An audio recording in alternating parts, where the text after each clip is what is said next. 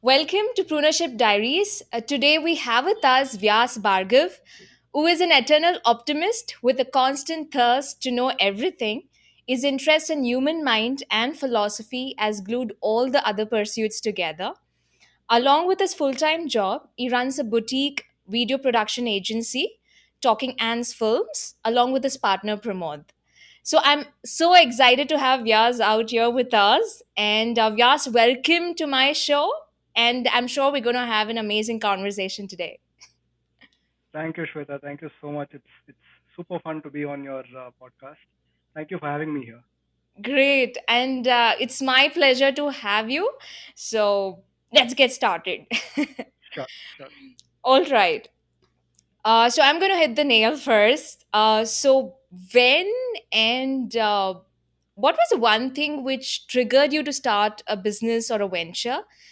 Was it an experience which changed you, or was there a drive to pursue a passion? So which was that, and how did you start a venture? Wow. Okay. I Okay. am actually an what you would call an accidental entrepreneur.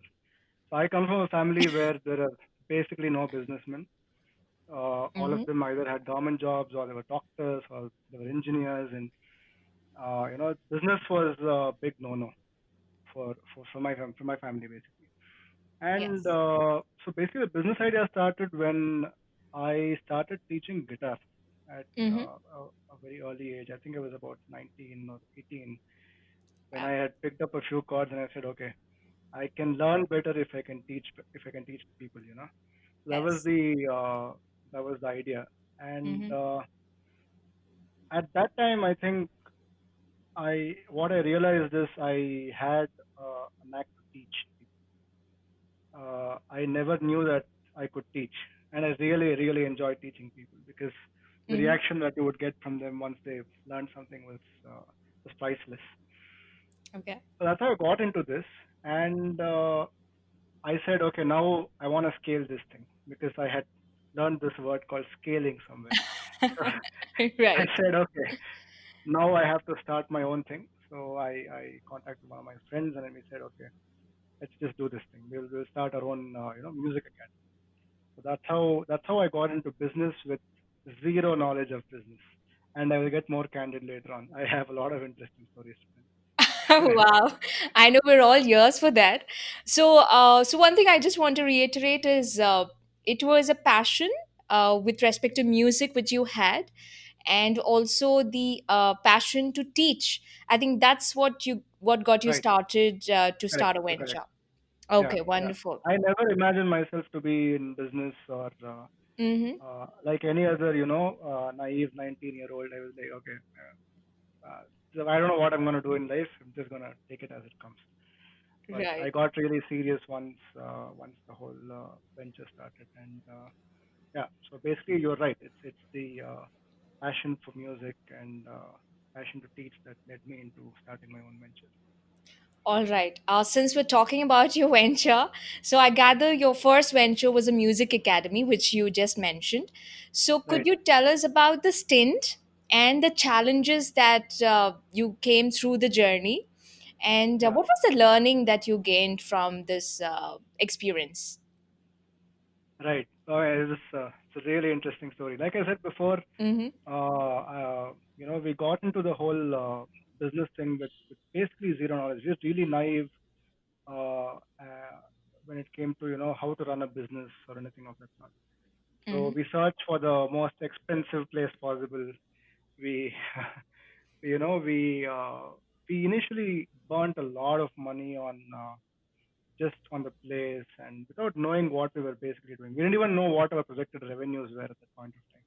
We didn't know how many students we were going to get. We didn't know what our, nothing basically. So that is how we started the venture. Mm-hmm. Uh, so yeah, I mean, once that started, we realized what we were doing wrong, and of course, we were doing it part time. So that was another challenge. Okay. We realized that we had to be doing it full time, but we couldn't afford leaving our full time jobs at the time, and Right. it was I would say it has been the costliest MBA of my life. That's how I put my first stint as. I learned what is marketing. I learned what is everything, basically finance, accounting, how to price your product. Every single thing I learned from that first venture. It was a really really interesting experience. A lot of learning, actually, a lot of learning. Mm-hmm. It was a costly experience, but you have to move on. Yes, but I mean, wouldn't you agree that getting onto the game, like being in the arena where, I mean, with respect to the business, wasn't the learning Mm. like much more than like probably if the situation was like where you decided everything, like okay, I'm going to start a venture like this and I'm going to make a Mm. plan like this. What would you say? I mean, would it be much better if you had learned all of that, or did you gain much more knowledge since you just got into it? What is your Yeah. So perspective on that? knowledge wise, I would say definitely. I definitely agree with you. I mean, it's like you can read about cricket all you want, or you can read about any activity that you want. Unless you do that activity, you wouldn't really learn anything about it. Yes. So knowledge wise, I definitely agree on you that you Mm-hmm. that you we went all in, so we learned it hard. We learned it really Right. really hard. It was a struggle for us every single month to pay our rent because the revenues weren't coming in. It was really hard for us. Mm-hmm. But what what what I've learned now is to have a balance. Yes. The balance between the planning and the action.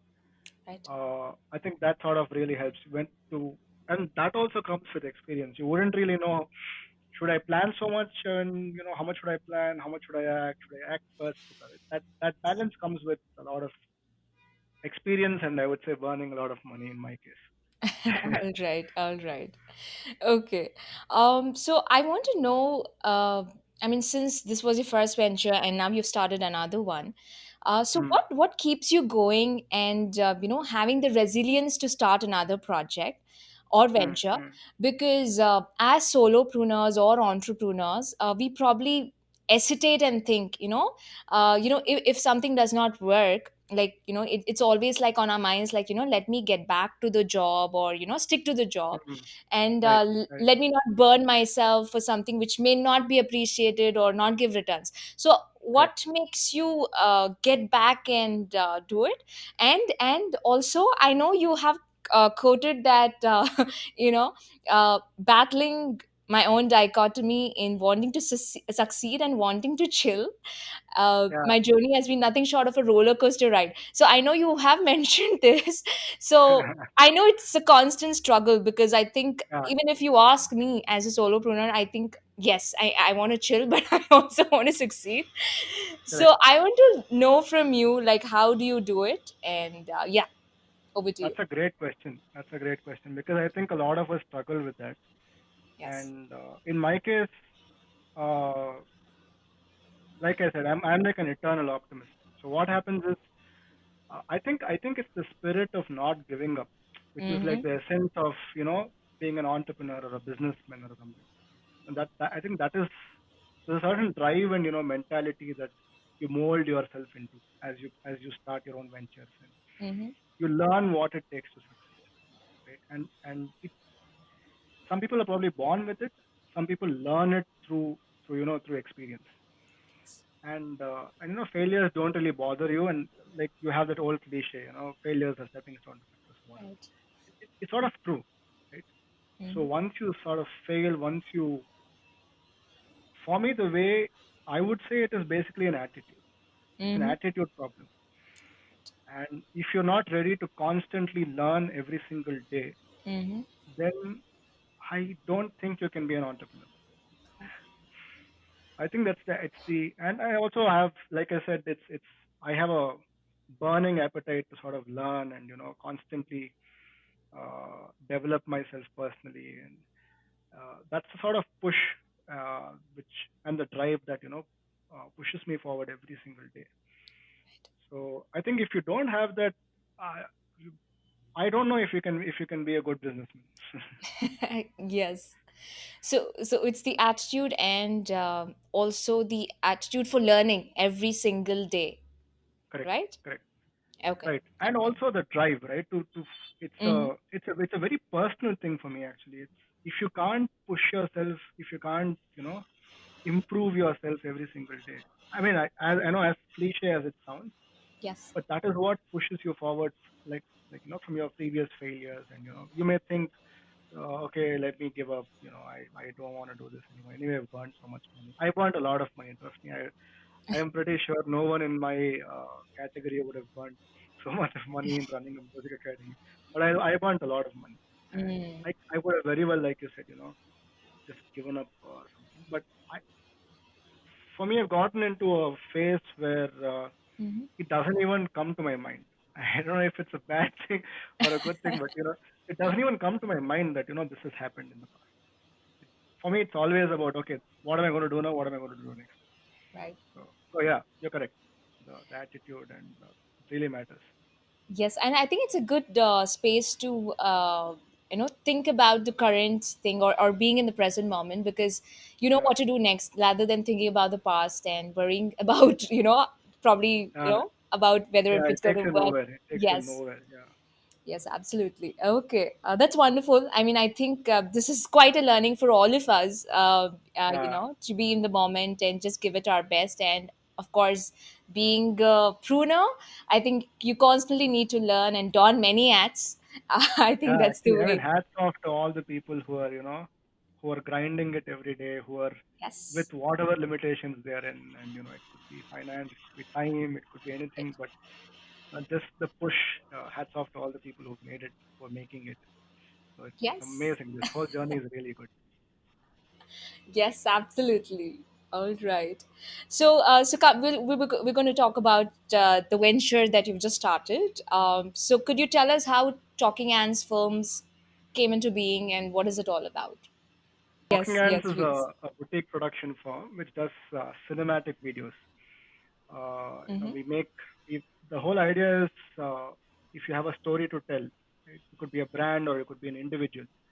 How can you tell Right. that story in the most cinematic narrative possible, the most Mm. beautiful way, the most elegant production, with the most elegant production value, Right. right? It could either be documentaries or it could be a brand video or any sort of medium that fits that video. We're not really a commercial firm. We don't do TV commercials or we don't do anything of that sort.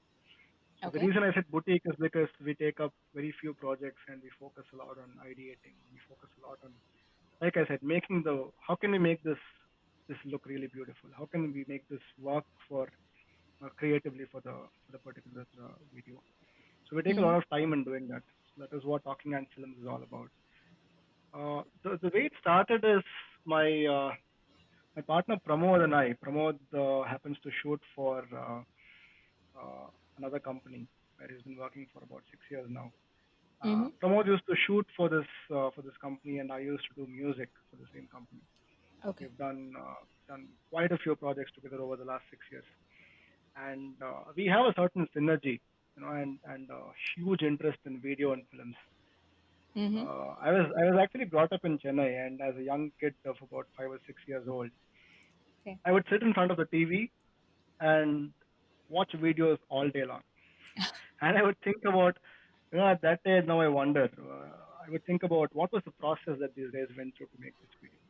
What Mm. was the sort of behind the scenes that would happen, at that young age. And even till date, right? I binge watch YouTube, mostly educational content, but Right. uh, I love video. It's been there in my with since my childhood till date, and Right. in between during my teens I started watching a lot of movies, got into international movies, and I started learning about cinematography, direction. Even though I've done anything of it, I've not done anything of it. I am really interested in the whole process. So it Mm-hmm. was quite natural for Pramod and I to come together because he's a really good cinematographer. Right. Uh, for us to come together because I understand the process. And because of my previous experience, I understand how business works and how to get business basically.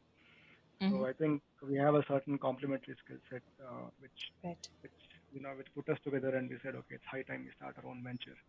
And we've been doing it for the last 8 months now, and we've done about 15 projects till date. Oh. Okay. And we already have about another 10 projects in the pipeline, working with corporates and quite a few global brands actually, Mm-hmm. including Tata and Atkins Global, and yeah, quite a few of them. Tanishq is one of the things that we have in the pipeline. Wow. All Yeah, right. Is there a particular genre that you are targeting, or are you open to any genre? yeah. I think genre-wise, we are really open. We don't really have any restrictions. But if you're Mm-hmm. talking about say commercials or any big production thing, we're not really into that as of Okay. now because our thing is all about keeping it small, keeping it frugal, in keeping it within this team. We of course have built a small team around both of us right now. We have a Mm-hmm. very good script writer, screenplay writer, and other things, lighting person, etc. But yeah, so genre-wise, I think we're really open to shooting everything and everything. But Mm-hmm. like I said, we always stick to that uh, uh, the brand goal of making things look cinematic and making things look really beautiful. And if someone comes up and says if someone can't afford that thing, or if someone is not into that thing, or if someone doesn't want that thing, we don't do that. Right. So Mm-hmm. so I think we restrict ourselves mostly to which is why I again would call it boutique because we're not really Right. doing anything and everything. Right. Okay. Well, I'm very curious to know what's with the name Talking Ants. If you could tell us the secret behind the name or the story behind it. I, uh, Talking Ants basically is the reason we came up with that name is because of the collective effort of ants Mm-hmm. and when they work together as a team. So Yes. I realized this early on, initially to my first venture. It's not you who runs the company; it's the team which runs the company. Right. If you don't have a good team, if you don't have people around you who can take you forward, I don't think any venture is going to work that way. It's not going to be. Mm. Uh, it's very difficult. I understand for solopreneurs especially, it's really difficult. Sometimes you wish you had this person to do this person to do that, right? Yes. And your solopreneurs are hats off. Seriously, I mean they are all in one. They're literally doing everything together. In your case, also, I'm sure you are doing the editing. You're doing everything together. Yes. So so yeah, I mean I've always been that way. Even I try to do most of the things myself, but I realized that over the period of time, if you have to scale or if you have to build a real company, right? You need people. You need really good Mm-hmm. people.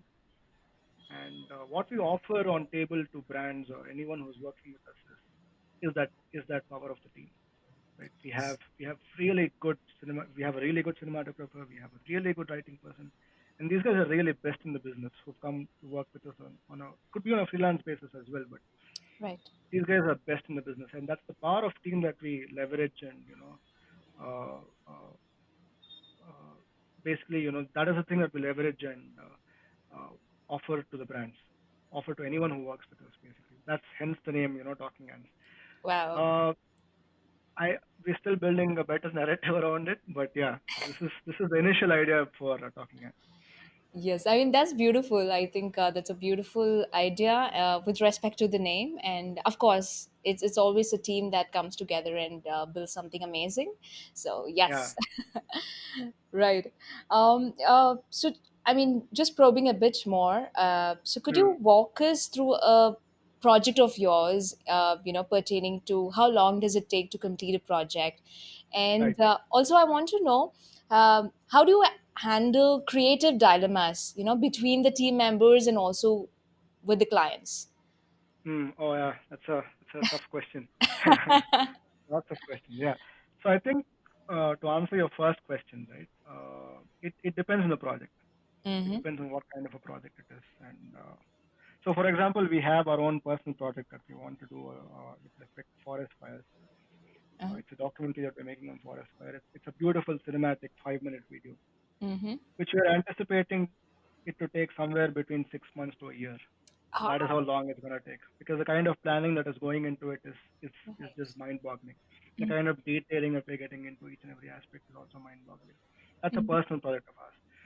So if you want to work with a client, right, it depends purely on the project. So right now we are working with a store in Tanishq store in Radhanagar.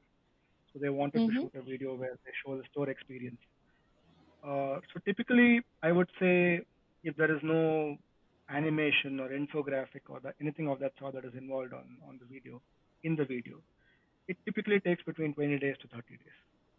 Okay. And to answer your second question, you asked how do you handle creative dilemma between team members? Yes. Uh, so from the early on, what I've established, Pramod and I, with all the team members, including himself and myself, and my wife is also part of the team. She does a lot of creatives for us and other things. Mm-hmm. What's most important is the business goal of the video or the goal of the video, Right. right? Anything that we're going to discuss, if it doesn't align with the goal of the video, we're going to eliminate it. Mm-hmm.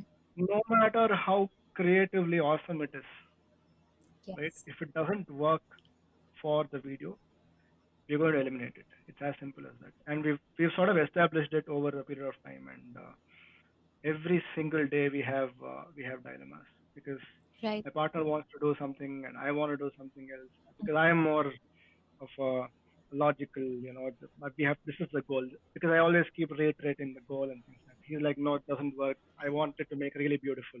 So you sort of over a period of time you learn each other's this thing and you sort of come to an agreement saying, okay, Mm-hmm. you take this part, okay, now I'll agree with you. Now you'll have to let me go, sort of a thing. Yes. So it's a you need to have that healthy relationship for Mm-hmm. to resolve these creative dilemmas. If you start taking it personally and things like that, then it won't really work. So both the partners or all the team members or even the the person who heads the team should know when to give up and when Yes. to accept if it's a good idea or a bad idea or things like that. Mm-hmm. It's a collective reasoning, collective decision at the end of the day. So again, it's not there's not really a single step for it. You learn it over a period of time and over experience. Right. When it comes to the clients, uh, there was a very how do I put it contrasting values that we have when it comes to our company, Mm-hmm. which is we focus entirely on the customer. I am a huge believer that ultimately, if the customer is not happy, it's bad business. You could be making a beautiful video if the customer is not happy, it's bad business. At the same time, sometimes the client, especially in the creative business, the clients really don't know what they want most of the times. Mm. So Okay. how do you put forth things to them and resolve issues with them, right? Mm-hmm. Because they would probably have something in their mind, and we know through experience that that is not going to work. Right. Sometimes we also listen to the clients when they come up with amazing ideas. They say, "I want this, I want that, this, that."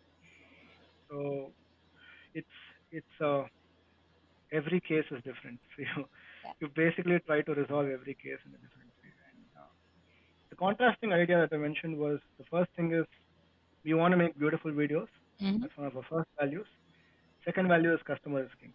Right? So these are two really really contrasting values to have in a company, Yes. especially a creative company.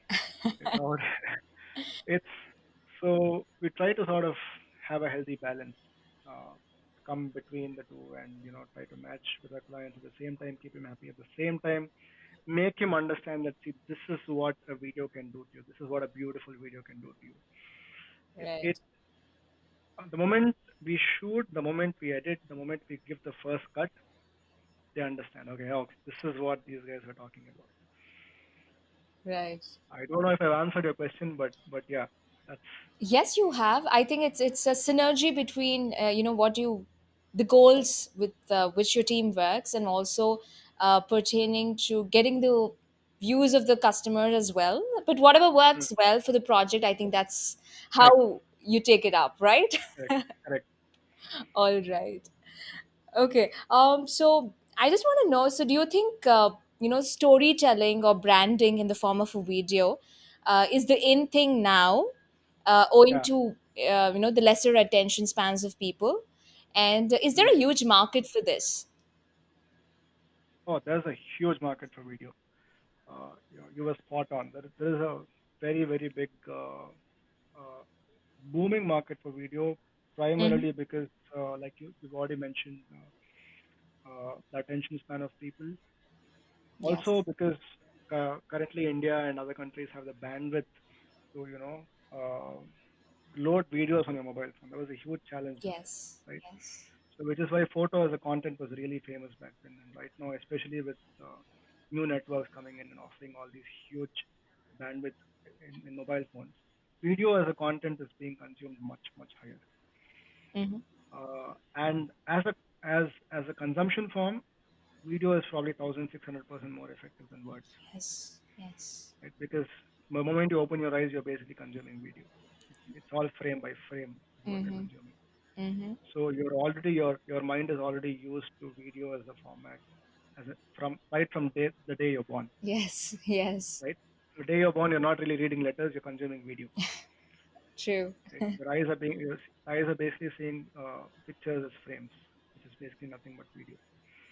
So Right. creativity is something that again I would say is a balance of left and right brain, right? Mm-hmm. It's not really going crazy over one aspect, say lighting, or just geeking over lens, or just color, or it's the synergy of all of these things coming together Right. and using both left and right brain. It's Mm-hmm. not just the creative. Uh, how do I put it? It's not just geeking over one creative aspect of things. Yes. Yes. Creativity in itself is a mixture of left and right brain. So Right. if it goes amiss, it does go amiss. Because it you would have expected something to come, and fortunately, what we have in Talking and Films is years of experience, Mm-hmm. where we have done the mistakes before. We Yeah. know what works and what doesn't work. Yes. Yes. So I think through experience, you sort of gain, you know what works and what doesn't work. At the same time, there is a pitfall for this, Mm-hmm. which is you've created a boundary for what works and what doesn't work, Ah. Okay. Okay. right? So we are constantly, I especially pursue people, new people to have on board who are going to break those boundaries for me, right? Right. Who is going to challenge those boundaries and say, okay, this is not going to work right now. You've done it too much, Yes. Yes. right? Uh, so yeah, I mean, we take several steps to make sure that Mm-hmm. the essence of something is captured, starting from ideating. I think most video firms would agree with this, which is your shooting days would probably be, especially for small firms like that, would be probably 2 or 3 days. Right. Mm-hmm. Your major chunk of work goes into ideation. Your major chunk of work again goes into editing. Right. I'm sure it's the same case with your podcast also. We're shooting this podcast for 45 minutes or an hour, but Yes. the Yes. kind of this thing. So once you learn how this process works, Mm-hmm. you know how to capture the essence of Right. whatever you're shooting. Right. So there's a simile there, right, between your podcast and what we're doing. So Yes. Yes. yeah, So it's I it's think all the yeah. So just to reiterate what you said, so it's, I mean, pertaining to creativity, I know there are a lot of elements which come into play. It could be the mm, color, it could be the lighting, or what equipments that you're using. So if one goes wrong, then you would have to have a few steps to ensure that you get the essence out of it. I think you just answered that for us. yeah, Um, yeah. right. Okay. So how are you catering to the clients, requiring an outdoor video shooting during the pandemic? I mean, Mm. considering there are travel restrictions in certain places. So how are you going about this at this moment, or do you have any other way that you are working? Could you please tell us? Yeah, I think since September and October, a lot of people have become much more open to having us in their Mm-hmm. places. They're much more comfortable uh, shooting with us in their premises and things like that. But of course, we Yes. take all sorts of precautions, and we recommend them also to take a lot of precautions and Mm-hmm. with the mask, the gloves, and the Right. whole 9 yards. Mm-hmm. Uh, yeah, so I think it's just a matter of taking precautions and Okay. going on, because I don't think it's wise to you know sit at home with Yes. not always uh, sit at home and with the pandemic, and because our whole business is about going outside and shooting. Yes. Yes. And it was a little tough for us initially, Mm-hmm. but fortunately we got a lot of projects at that time. Uh, Things like getting back to work, COVID getting back to work, COVID, Yes. we are Yes. safe, and things like that. So those kind of Mm-hmm. video projects we did for a few clients, and Okay. it is tough. It is tough with the pandemic. It is hopefully things will ease much more over the next few months. Right. All right. So it's taking care and taking care of. I mean, with respect to all the precautions and of course All the being there precautions. on the job doing it. Okay. Yeah.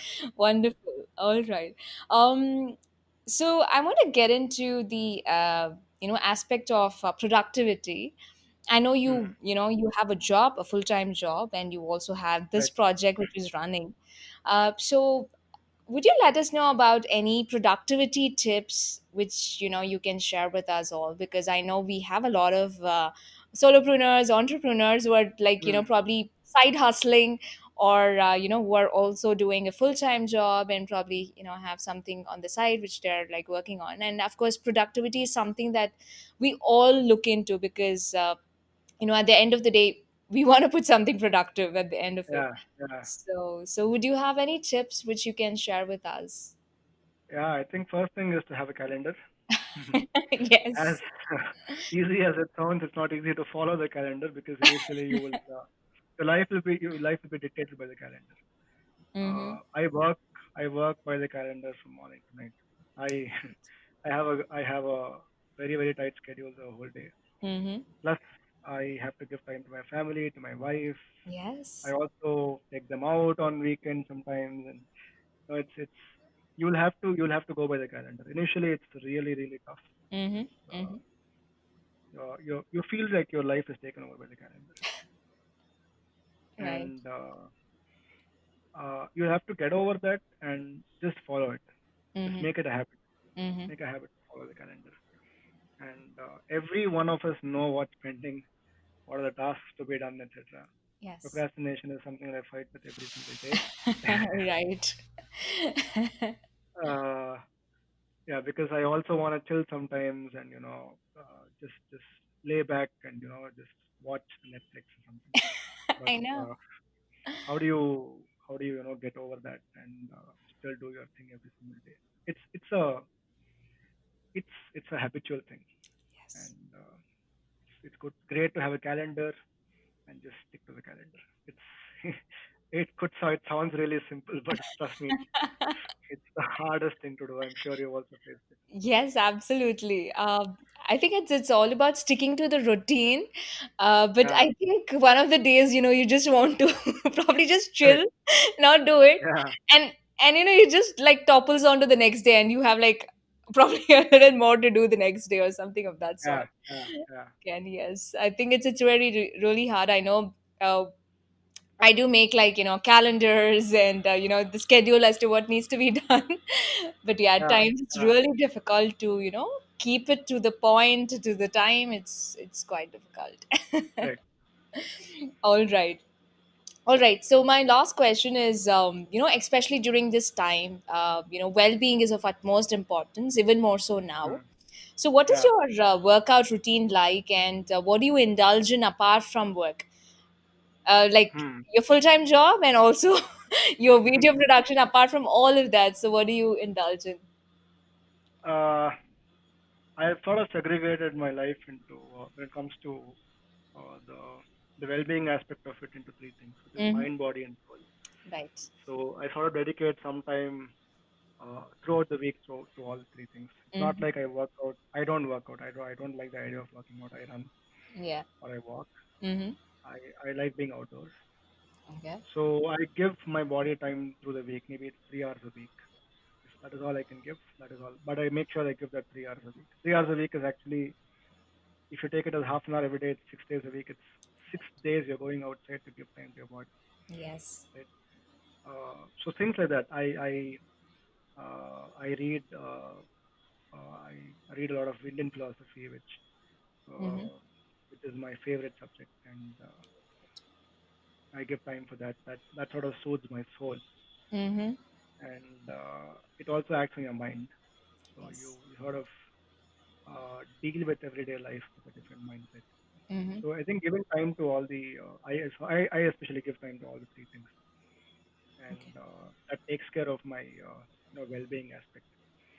I don't have any workout routine or anything of that sort. I am not a workout person. I used to do a lot of yoga before. I've stopped that. Mm-hmm. Uh, a lot of asanas, a lot of pranayama is something that I used to do before. It's been about 3 4 years since I stopped that. I like being outdoors, so I think that takes care of a lot of my uh, body, workout. All But right. otherwise, mind and soul is equally as important, which a lot of people don't give time to. So Yes. meditation Yes. could be something that a lot of people do. I don't. I try to meditate now and then, but Mm-hmm. Mm-hmm. I think studying Indian philosophy takes care of my mind as well. So Wow. Wonderful. All right. Okay, so we come to the last section, which I call as the pruner spotlight section. So wow, I'm excited.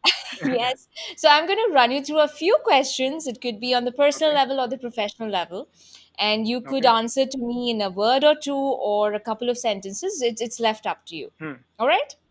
Okay. Okay. So let's get started then. All right. Rapid The fire first round. question. Yes. All right. So the first question is, what is your ikigai?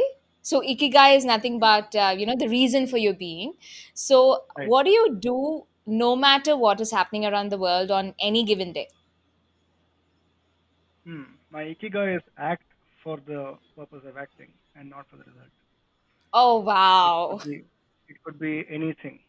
It could be anything that you do every single day. Act for for the purpose of acting, and not for something that you're gonna expect later. So it could be anything. That is my ikigai. That's my purpose of life. Wow, that's so super. I mean, it's so well said. Yeah. Wow. Okay. All right.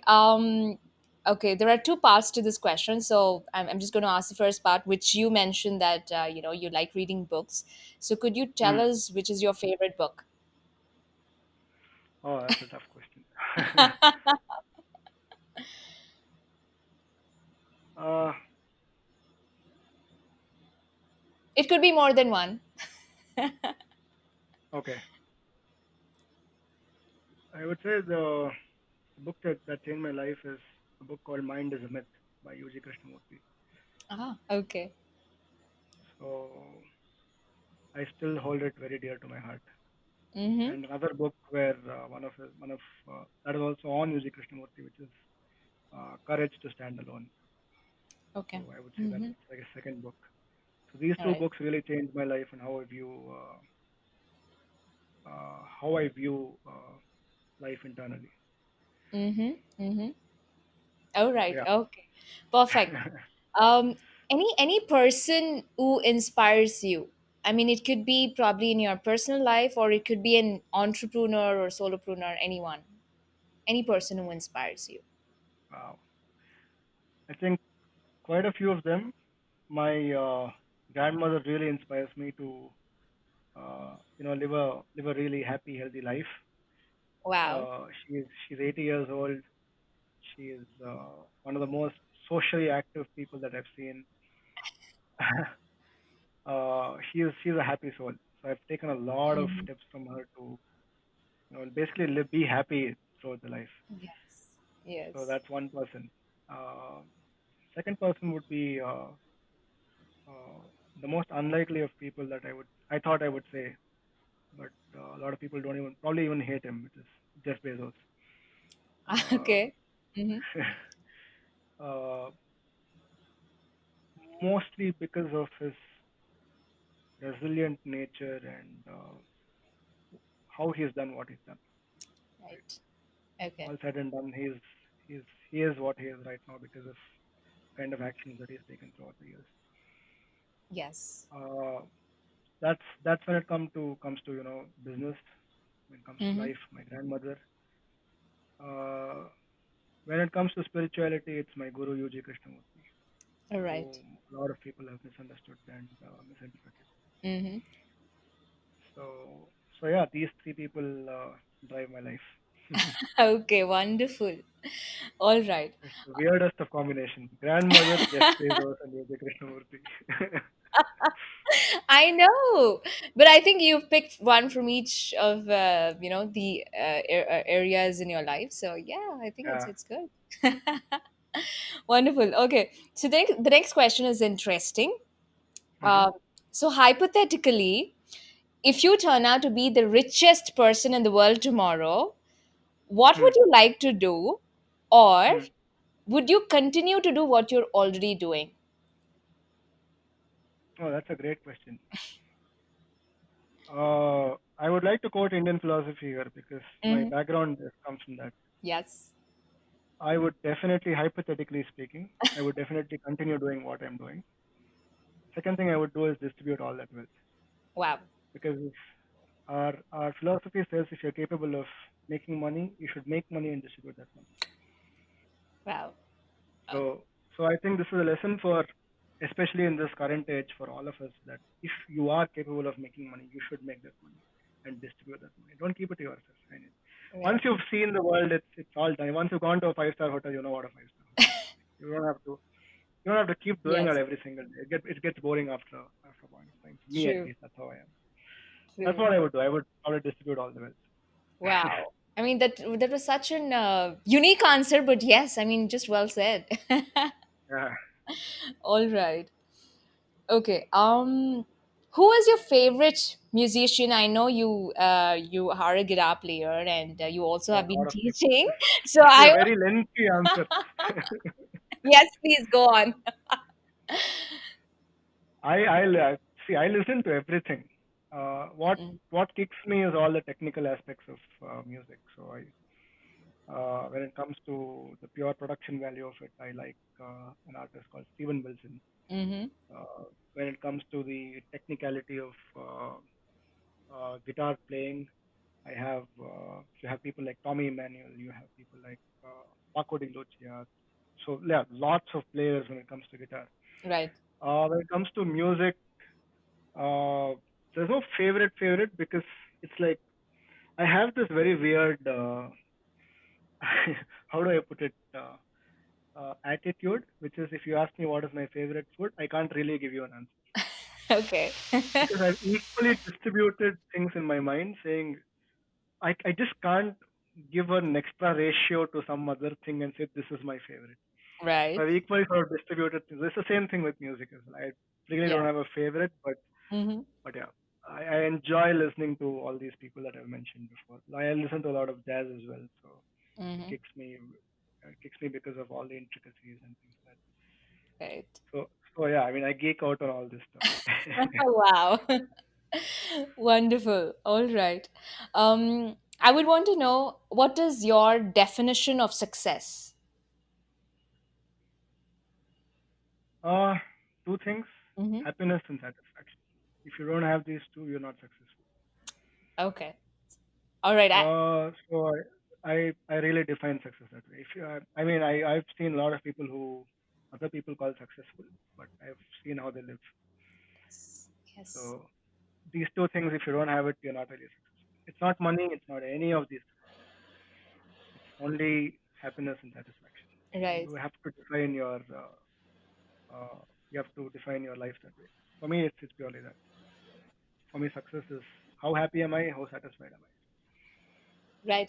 I think it's as simple as that, isn't it? Yeah, yeah, totally. You Yes. don't have to complicate that, and Yeah. So true. because the measure is always in terms of, especially at this day and age, how much money do I have, how much have I achieved.